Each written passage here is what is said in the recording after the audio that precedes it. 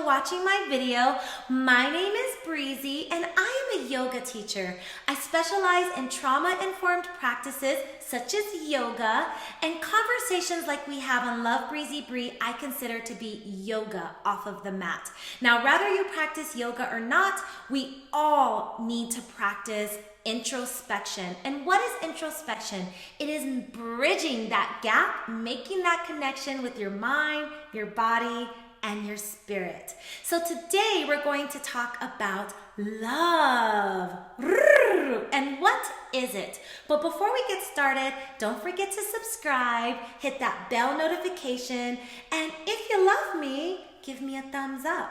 All right, what is love? Oh, I feel like I'm about to change your life because this is the magic question. It's so easy to answer. Love is the opposite of fear. Okay, that's it. Video over. All right, seriously, love is the opposite of fear, and love is the highest vibration. You are in love when you are living at your highest sense of self, when your energy centers are aligned. It is absolutely not going to be beneficial when it comes to love and the opposite being fear if you don't know where you're at on the spectrum. So you might be asking yourself, where am I? And especially if you're looking for intimate relationships with others, whether that's romantically or not, love, partnership, connection is so vital to life. It is up there with oxygen. So love is really important, and it is something that we all desire. Now, we may all desire it in different ways, and it may look different for you than it looks for me, but ultimately we all want to feel heard, understood, seen, and we all want to feel like we are important and that we matter, right? And the way that we do that is we begin to heal ourselves.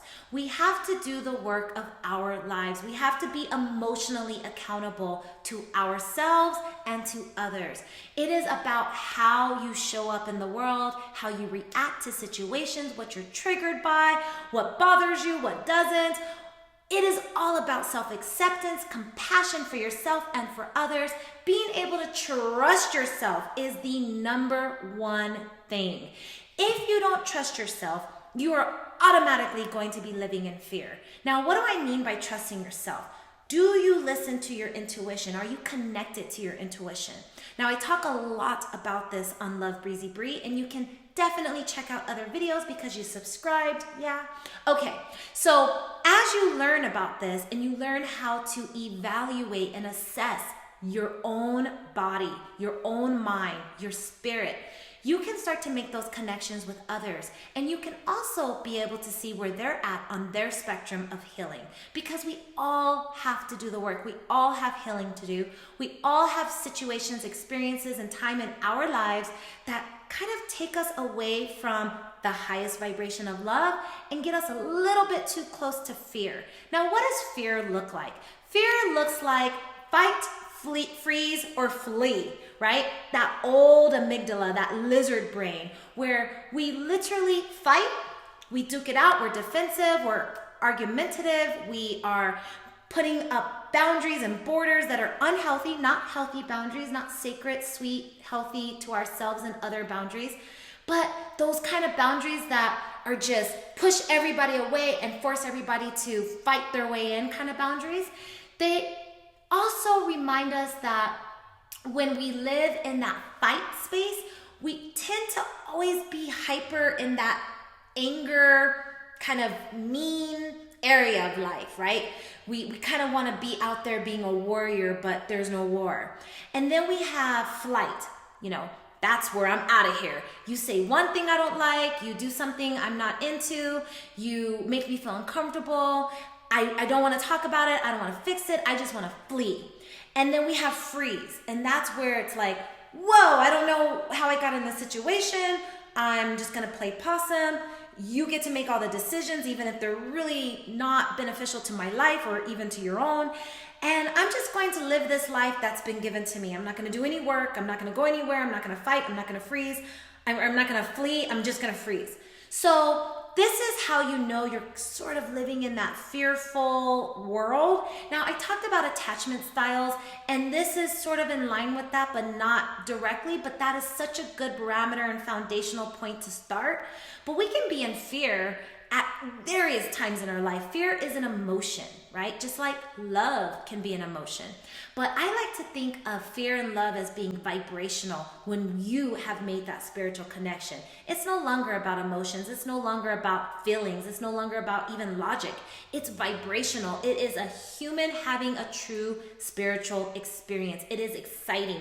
It is passionate. It is everything. It is also forgiveness. It's also resolve. It's also patience. It is so much, but you know that. So what is the way, or how do we, I should say, figure this out in a bigger way? Well, the first thing we need to do is we need to figure out where we are on the spectrum with the individuals in our lives, beginning with self. How do you really feel? What are you afraid of? Where's your fear lie? If you had no fear, what would your life look like? Journal prompt, journal it, write it down, speak it out, sing it out, whatever you need to do, think it out. The purpose is you need to ask yourself some important questions. If I had no fear, what would my life look like? What would I be doing right now? Once you start to answer those very simple but very deep questions about self, you can start to cultivate where you're at in your own life.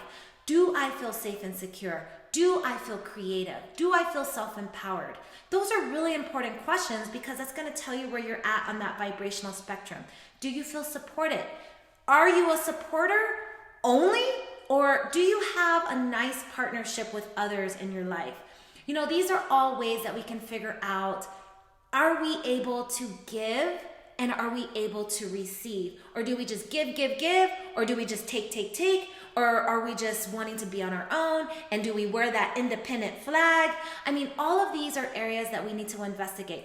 Now, once you start doing the work on your life, it doesn't mean that there's anything necessarily wrong. What it does mean, though, is that if you want to start to get closer to love and you want to attract other people who are at that higher vibration, you have to walk the walk. You have to do the work.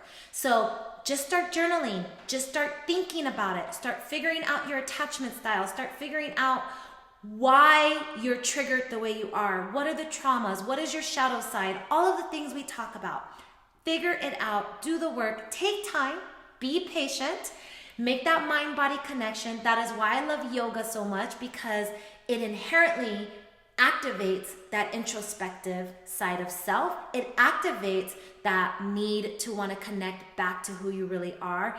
It almost encourages you in a very safe, calming, loving way to lean in to even the scariest sides and parts of yourself. But that is where the real work is done. So to answer your question, love is the highest vibration and fear is the lowest. So what is your fear? Where do you hold your fears? Do you fear money? Do you fear love, relationships? Do you fear loss? Do you fear past experiences? Do you fear future experiences? Do you live in fear? Answer that question and you'll know how capable you are of understanding love. Be the love.